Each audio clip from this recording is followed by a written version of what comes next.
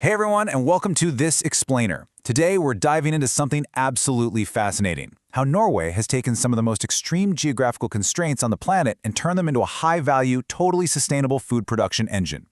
We're going to be looking closely at the intense innovation and adaptation driving Norway's agricultural and aquaculture sectors. We'll explore how their incredibly unique environmental conditions, mixed with some highly ambitious climate goals, are completely reshaping how they approach food production. So let's just jump right in by asking what feels like an impossible question. I mean, picture this. You're trying to build a robust food system in a country completely dominated by steep mountains. The winters are brutal, and the growing season is painfully short. On paper, Norway seems like a pretty unlikely candidate to be an agricultural powerhouse, right? They literally cannot rely on the vast, flat, sunny plains that other nations take for granted. So how on earth do they do it? Well, the sheer improbability of Norwegian farming really hits you when you realize that a mere 3% of its total land area is actually arable. 3%. That's roughly 1 million hectares for the entire country. And it's not just a tiny footprint. A lot of this land sits extremely far north, with some of it actually sitting inside the Arctic Circle. So right off the bat, they simply can't compete in traditional high-yield crop farming the way countries further south can.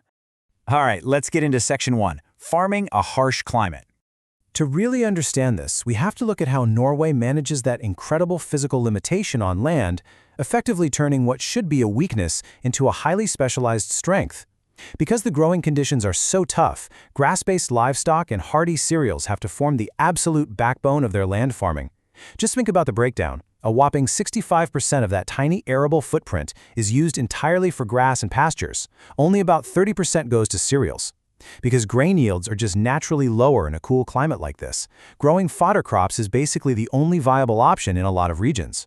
But here's the cool part, no pun intended. This climate actually brings a unique advantage. The cold naturally limits the spread of plant diseases and pests. That brings us to Section 2, the ocean farm advantage. See, if we look offshore, we start to see how Norway flips its geographical constraints into a massive global advantage. The logic is simple. If you can't farm the land, you farm the sea. Those cold, highly oxygen-rich coastal waters have turned Norway into an absolute aquaculture superpower. By 2025, their aquaculture production hit a staggering 1.89 million tons, and Atlantic salmon completely dominates this space, accounting for 93% of that total volume. It's genius, really. They didn't try to force their environment to change. They just found the perfect crop for the environment they already had. And the economic payoff is wild. By exporting 1.5 million tons of this seafood in 2025, they generated an incredible 133.4 billion Norwegian krone in value. That actually represents a 13.1% volume growth from just the previous year. It's solid proof that by specializing in what their geography naturally supports, they've built this globally dominant, incredibly high-value export industry. And the technological scale involved here is just fascinating. They aren't just throwing fish into the water and hoping for the best. The life of a farm salmon starts out in highly controlled land-based hatcheries, where temperature and oxygen are meticulously managed. Once they're ready, they're moved out to advanced marine net pens. We're talking pens fully equipped with sensors and cameras that monitor biomass and automatically adjust feeding in real time. Finally, everything moves into a hyper-efficient automated cold chain processing system designed to preserve absolute freshness for the international market. This ocean advantage is compounding so rapidly. Between 2024 and 2025 alone, total production shot up by around 200,000 tons. That is actually the largest single annual growth they've seen since 1980. And salmon alone accounted for 182,000 tons of that surge. It really highlights how effectively Norway is scaling up and constantly pushing the boundaries of what their coastal waters can safely produce. Moving back on shore for Section 3, adapting to the land. When you travel inland, you find this brilliant overarching strategy. They always match the production system directly to the specific environment. They use this sort of portfolio approach, mapping distinct types of food production to very specific geographies. So the ocean supports the salmon. Then you have the fjords, steep landscapes with these favorable local microclimates that are absolutely perfect for growing apples and other food. Move to the cool inland agricultural areas and you've got your dairy, barley, and potatoes. Keep going all the way up into the Arctic where traditional crops would instantly fail, and you have vast natural grazing areas supporting reindeer husbandry. Again, they just optimize what already works naturally. But of course, things are never static, right? Consumer demands are shifting rapidly, which forces these traditional systems to pivot. Take the traditional Norwegian diet, for instance. Fluid milk consumption has actually halved over the past 30 years.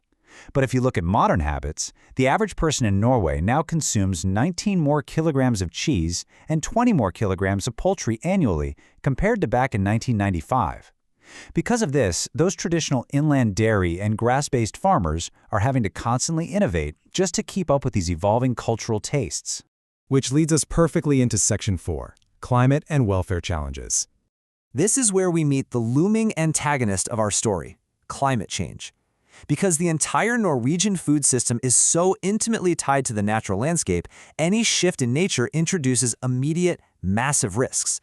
For example, warmer ocean waters are significantly increasing biological pressures, driving up issues with salmon lice and harmful algae blooms. Up north, unstable winter weather is creating these impenetrable, hard layers of ice that completely block reindeer from reaching their natural forage. Down south, extreme rainfall is causing serious soil erosion for crop farmers, while unpredictable frost is throwing off flowering cycles for fruit growers in the fjords. And we have to be clear here. These aren't just far-off, hypothetical predictions for decades from now.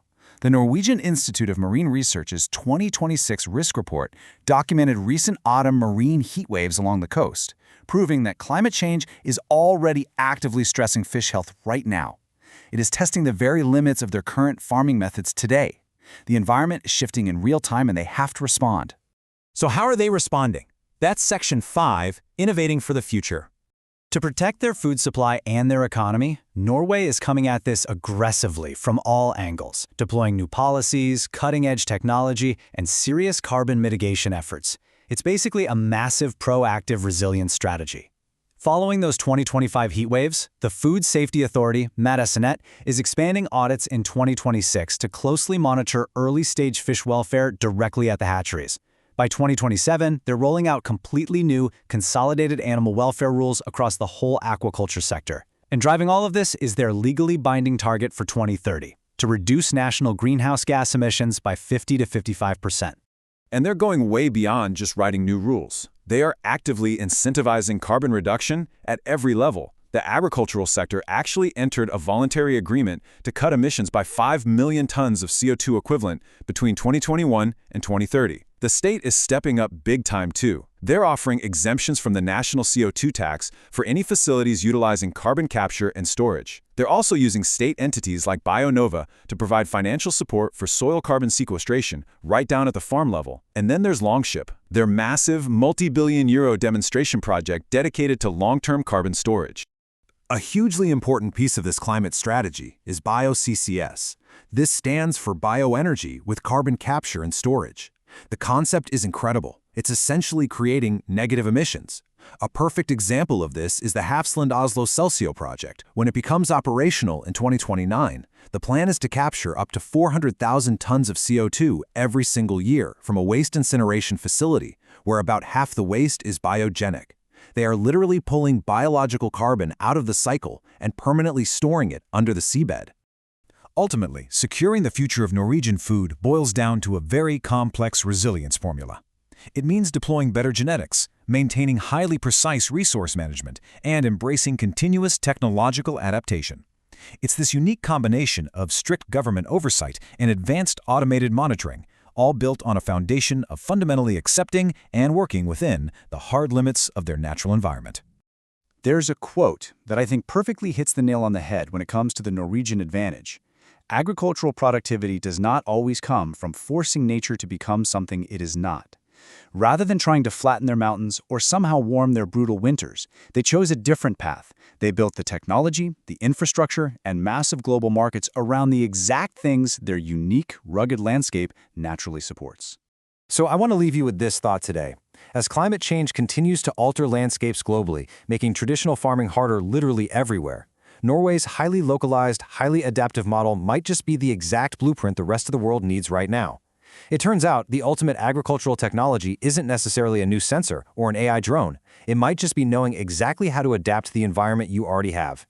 Thanks so much for joining me on this explainer, and remember to always keep questioning how we grow our future.